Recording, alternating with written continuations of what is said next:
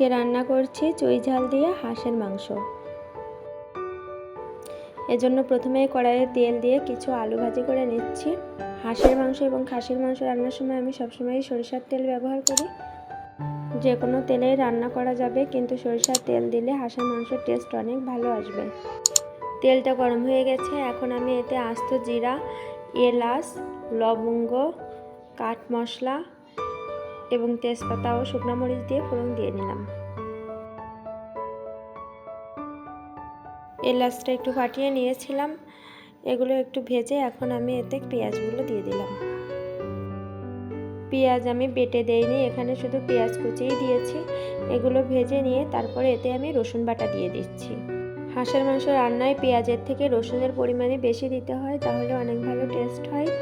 এখানে আমি পেঁয়াজের থেকে রসুনই বেশি দিয়েছি, কিন্তু রসুনগুলো বাটা ছিল এজন্য মনে হচ্ছে অল্প, আর পেঁয়াজগুলো শুধু কুচি করা এজন্য বেশিই মনে হচ্ছে। এগুলো একটু ভেজে নিয়ে এতে আমি আদা বাটা এবং কাঁচা জিরা বাটা দিয়ে দিলাম। মশলাটা যাতে খুব ভালোভাবে কষানো হয় এজন্য এতে একটু জল দিয়ে দিলাম। জল দিয়ে কিছুক্ষণ নেড়ে চেড়ে এতে আমি শুকনো মরিচ বাটা দিয়ে দিলাম।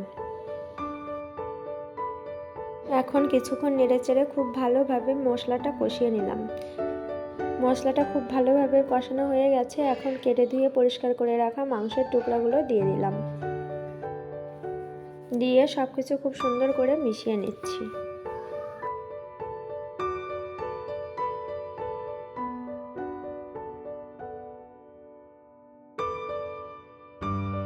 এখন আমি মাংসের পরিমাণ হিসাব করে লবণ দিয়ে দিচ্ছি। সবসময় আমি যেটা করি, আগে মাংসের জন্য লবণ দিই, পরে আবার একদম লাস্টে ঝোলের জন্য লবণ দিই। এখন কেটে ধুয়ে রাখা রসুন দিয়ে দিলাম। একটু নেড়ে চেড়ে এখানে আমি চুই ঝাল দিয়ে দিলাম। যেহেতু চুই ঝাল দিয়েই হাঁসের মাংসটা রান্না করছি, তাই অনেকগুলো চুই ঝাল এখানে আমি দিয়ে দিয়েছি। চুইগুলো পরেও দেওয়া যেত যখন ঝোল দেওয়া হয় তখন, কিন্তু এখন যেহেতু মাংসগুলো কষিয়ে নিচ্ছি, চুইও এই সময় দিয়ে দিলে তাহলে চুইগুলো খাওয়ার সময় অনেক সুন্দর টেস্ট হয়। ঢাকনা দিয়ে ঢেকে ঢেকেই আমি মাংসটা কষিয়ে নেব, আর মাঝে মধ্যে ঢাকনা খুলে সবকিছু আবার মিশিয়ে নিয়ে ভালো করে নেড়ে চেড়ে দিচ্ছি। রান্নার সময় এভাবে ঢেকে ঢেকে রান্না করলে এ থেকে অনেক জল বের হয়ে যায়। এই জলটা আমি পুরোই শুকিয়ে নেব, আর ভালো করে কষানোও হয়ে যাবে। এই জলটুকু শুকিয়ে গেলেই মাংস থেকে তেল ছেড়ে দেবে, তখন দেখেই বোঝা যাবে যে মাংসটা কত ভালোভাবে কষানো হয়ে গেছে। তখন আরেকটু নেড়ে চেড়ে ঝোলের জন্য আমি গরম জল দিয়ে দেব। এই যে এর ভিতর আর একটুও জল নেই, মাংস থেকে তেল ছেড়ে দিয়েছে। এখন আমি এতে পরিমাণ মতো হলুদ দিয়ে দিচ্ছি, দিয়ে আরেকটু নেড়ে চেড়ে দিচ্ছি।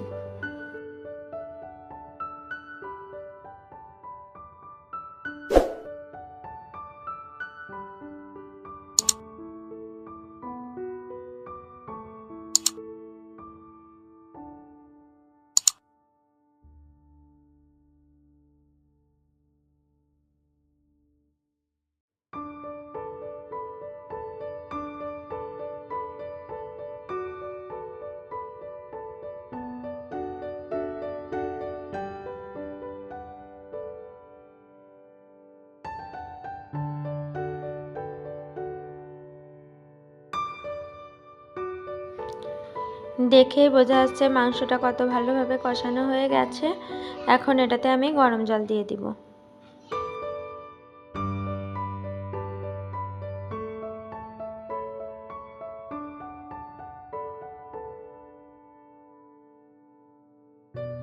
এখন আগে থেকেই ভেজে উঠিয়ে রাখা সেই আলুগুলো দিয়ে দিচ্ছি। কষানোর সময় মাংসগুলো প্রায় 60% সিদ্ধ হয়েছিল, আবার আলুগুলোও ভেজে রাখা ছিল, এজন্য এগুলো এখন আমি দিয়ে দিলাম।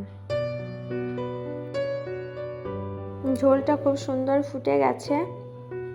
এ সময় একটু নেড়ে চেড়ে দিচ্ছি যাতে তলায় না লেগে যায়।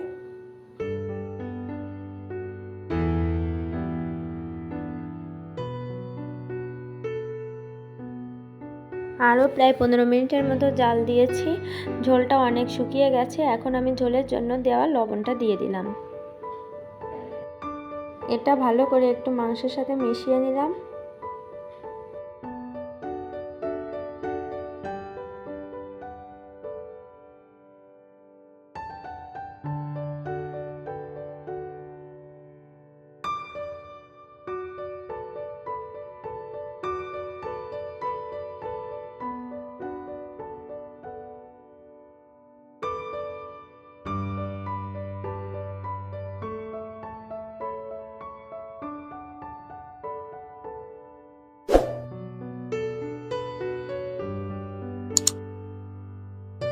রান্নাটা একদমই শেষের দিকে, এখন আমি জিরার গুঁড়ো করে রাখছিলাম, ওইটা দিয়ে দিলাম। এই রান্নাটায় আমি আজকে ধনে গুঁড়া দেবো না, কারণ হাঁসের মাংসের ধনে গুঁড়া আমার ভালো লাগে না। সব শেষে গরম মশলার গুঁড়া দিয়ে আর একটু নেড়ে চেড়ে পরিবেশনের জন্য নামিয়ে নিলাম।